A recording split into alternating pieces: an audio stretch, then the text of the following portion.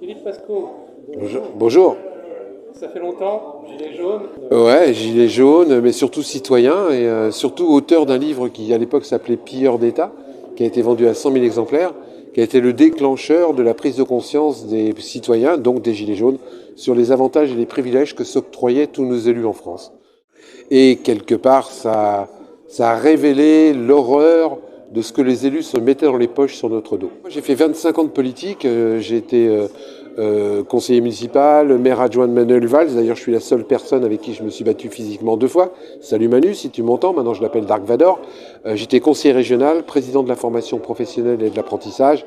J'ai fait 25 ans de politique, donc je connais quasiment tout de l'intérieur et les élus en particulier.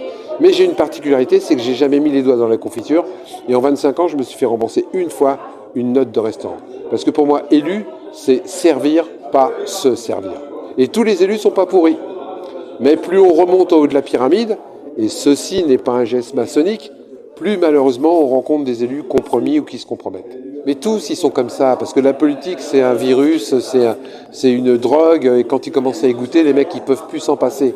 Donc tous ils veulent rester parce que la soupe est vachement bonne.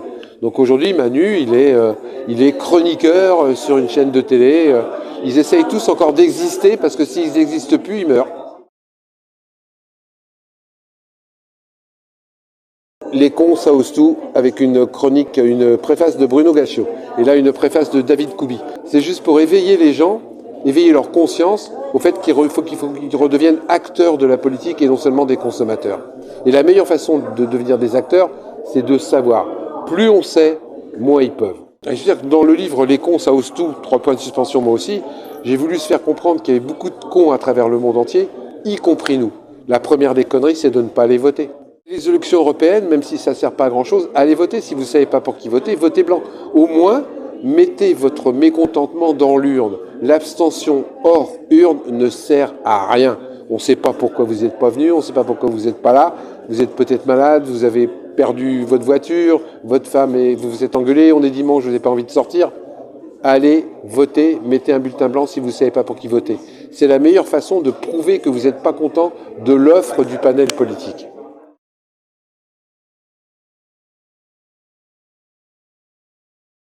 Je suis administrateur de l'association Anticorps aussi, où on lutte contre la corruption en France, où bizarrement, on ne nous a pas redonné notre agrément, ce qui nous empêche de nous porter partie civile dans plein d'affaires et qui fait reculer un certain nombre d'affaires sur lesquelles on avait mis le doigt, comme l'affaire Colère, l'affaire Benalla, l'affaire Ferrand, l'affaire Bolloré.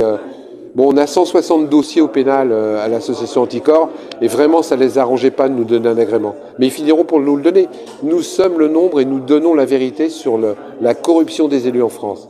La meilleure façon d'aider Anticorps, c'est d'adhérer. Je vous donne le site, ça s'appelle portail@anticorps.org.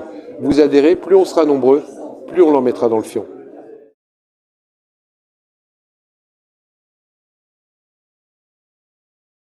Ah ben c'est clair, tout tourne autour du président. Je vais vous dire, je vous donne une petite information. Sous le gouvernement Hollande, j'avais référencé 30% des membres du gouvernement qui avaient mis les doigts dans la confiture ou qui avaient eu un problème avec le fisc. 30% du gouvernement Hollande. Sous le gouvernement Macron, j'en suis à 60% des membres du gouvernement qui ont eu affaire au fisc ou à la justice. 60%. C'est des gens qui nous demandent à nous, peuple, de porter une chemise propre, et ils ont tous un slip sale. On n'a pas le choix, c'est une guerre. Soit on gagne et on aura une société où il y aura un petit peu de partage, soit on perd, et il y aura une société où il y a quelques personnes qui vont décider et tous les autres qui vont subir, c'est-à-dire nous.